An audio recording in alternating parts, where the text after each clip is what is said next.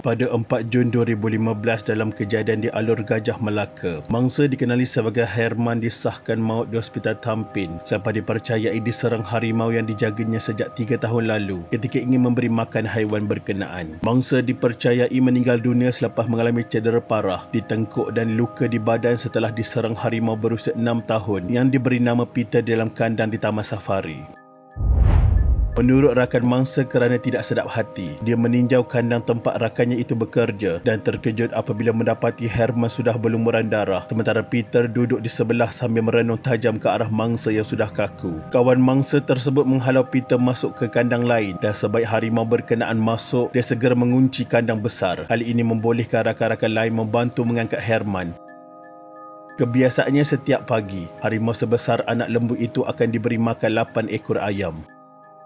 Ini bukan pertama kali mangsa diserang, malah kejadian sama pernah berlaku beberapa tahun lalu ketika mangsa mencuci kandang singa yang terletak berdekatan kandang harimau. Mangsa berasal dari Lombok, Indonesia, disifatkan seorang pekerja yang tabah dan sudah lebih 5 tahun menjaga kandang harimau termasuk memberi haiwan itu makan pada setiap petang.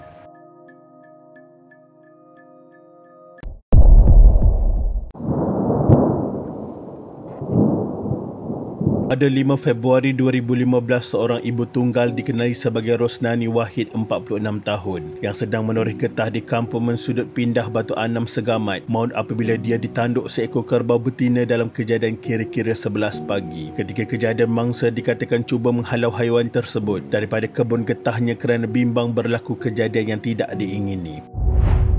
Namun mangsa tidak menyedari kerbau betina itu sedang cuba melepaskan diri apabila talinya tersangkut pada akar pokok getah. Sebaik menghampiri, mangsa ditanduk haiwan itu menyebabkan dia jatuh di atas tanah. Lebih malang apabila kerbau berkenaan terus menanduk mangsa yang terbaring, menyebabkan dia cedera parah di kepala dan badan. Beberapa penduduk kampung yang melihat kejadian itu membantu menyelamatkan mangsa, tetapi malangnya wanita itu sudah meninggal dunia dengan keadaan berlumuran darah. Sementara itu, Timbalan Ketua Daerah Segamat Deputi Superintendent M. Anwar Ismail mengesahkan kejadian dan mayat dibawa ke Hospital Segamat untuk dibedah siasat sebelum dituntut oleh warisnya. Manakala 3 anak mangsa di Fedah Palong Timur 1 terpaksa bergantung hidup dan menumpang kasih dengan ibu saudaranya. Anak sulungnya Muhammad Khairul Adam Paino, 13 tahun, berkata dia dan adiknya Nur Atikah, 11 tahun, dan Rabiatu Adawiyah, 7 tahun tidak menyangka akan menjadi yatim piatu dalam sekelip mata.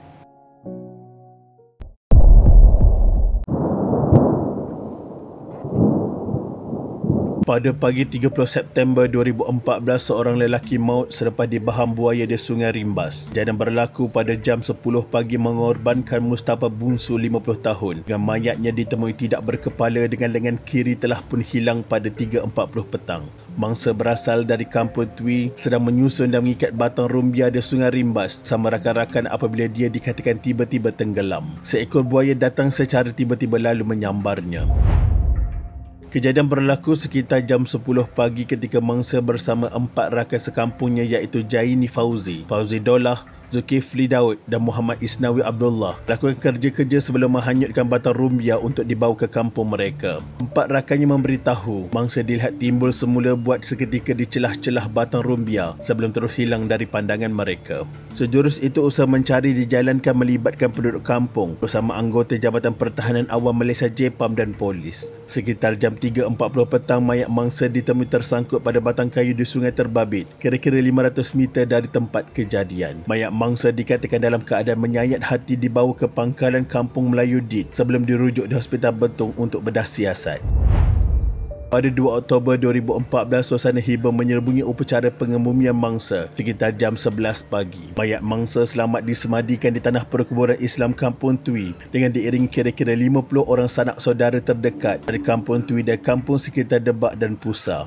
Mangsa meninggalkan seorang balu serta seorang anak lelaki berusia 16 tahun dan 2 anak perempuan masing-masing berusia 14 dan 13 tahun. Kemergiannya begitu dirasai dan satu kehilangan besar bagi keluarganya kerana dia merupakan tulang belakang keluarga dan bekerja sebagai pengumpul rumbia adalah rutin dan sumber rezekinya.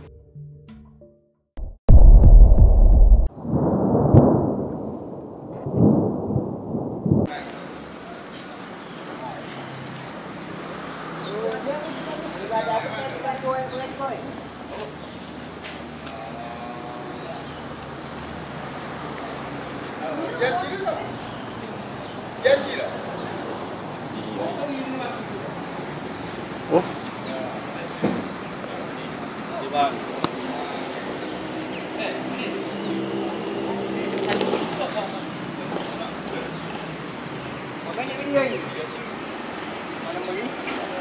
Video jangan lama sangat, kita komen kira.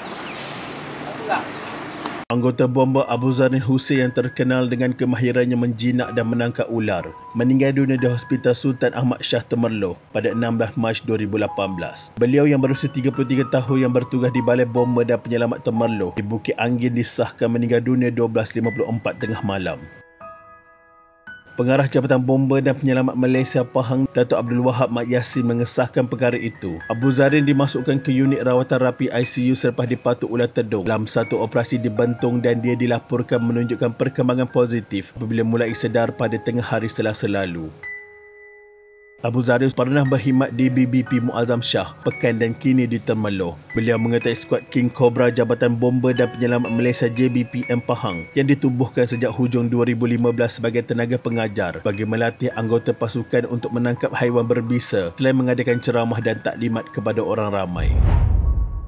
Abu Zarin sudah beberapa kali dipatuk ular termasuk ular senduk, malah pernah koma 2 hari dan hampir meragut nyawanya apabila dipatuk ular tedung pada 2015. Nur Afiqah, isteri kepada Abu Zarin, berkata dia bersama suaminya ketika kejadian sedang makan sebelum menerima panggilan daripada Balai Bomba dan Penyelamat Karak yang memaklumkan mengenai penemuan ular tedung di Bentong. Dah menjadi tanggungjawabnya sebagai anggota bomba yang perlu berkhidmat pada bila-bila masa dan dia memang gemar bermain dengan haiwan berbisa berkenaan. Namun kali ini dia tergamam apabila melihat sendiri ketika suaminya dipatuk. Beberapa anggota bomba di balai berkenaan kemudian membawanya ke Hospital Bentong untuk mendapatkan rawatan dan dia tidak sedarkan diri ketika dibawa ke Hospital Sultan Ahmad Shah Temerloh untuk rawatan seterusnya. Doktor yang merawatnya memberi vaksin dan ditempatkan di unit rawatan rapi.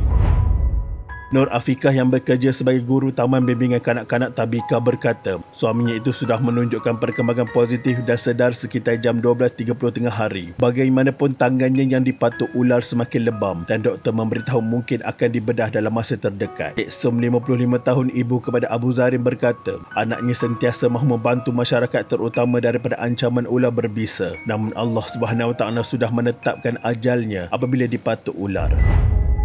Sementara itu, hujan renyai mengiringi pengemudian jenazah Abu Zarin di Tanah Perkuburan Islam Permatang Pasir Bukit Abal. Jenazah anggota dari Balai Bomba dan Penyelamat BBP Temerloh yang turut dikenali sebagai wira penyelamat itu dikebumikan pada 3.10 petang. Terdahulu jenazah yang dibawa dari Hospital Sultan Ahmad Shah Temerloh Pahang dengan kenderaan bomba tiba di rumahnya jam 11.50 pagi untuk dimandi dan dikafankan sebelum dibawa ke Masjid Permatang Pasir. Lebih 100 orang termasuk ahli keluarga, rakan sekerja dan penduduk kampung menghadiri pengebumian itu. Ajal maut sudah ditetapkan oleh Allah SWT. Semoga setiap kematian kita berakhir dengan husnul khatimah, iaitu sebaik-baik kematian. Kita mendoakan kesemua mangsa diampunkan segala dosa dan ditempatkan dalam kalangan orang-orang yang beriman. Al-Fatihah. Sekian, terima kasih.